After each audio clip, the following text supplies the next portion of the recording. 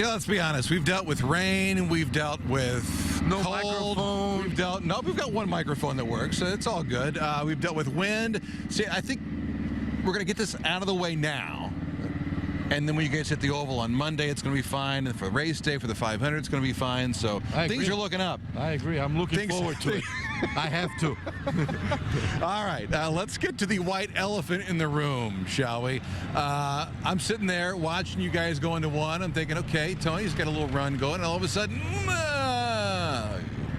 what happened? Yeah, I talked to Scott after the race. He said he had to move over because he was going to hit Montoya. And when he moved over, I was there.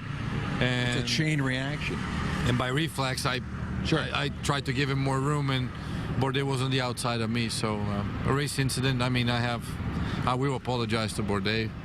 I'm looking at the video now. Yeah, but it was just racing. Bourdais was motioning, and he probably didn't know what was ahead of you. So it's just, man, that is so disappointing. I mean, it is what it is, right? You don't want to hit anybody, or you don't want to get hit on the first lap. Obviously, nobody did it on purpose. I don't think sometimes you can see some stupid moves. And we've seen some of those over the years. Yeah. And if I had done that, I would be the first one to admit I think it was just a race incident.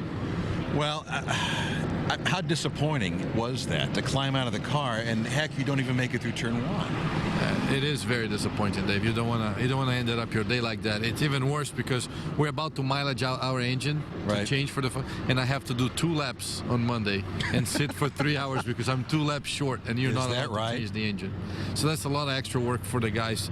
And it was nothing good about that. I can tell you. The only part that was good was when I got out of the car and I was sitting there waiting for somebody to come pick me up.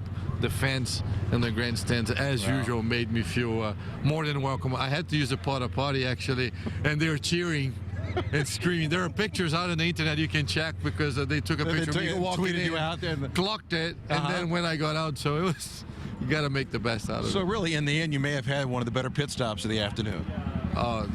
For me, it wasn't quick, but it was nice. Way too much information. TMI.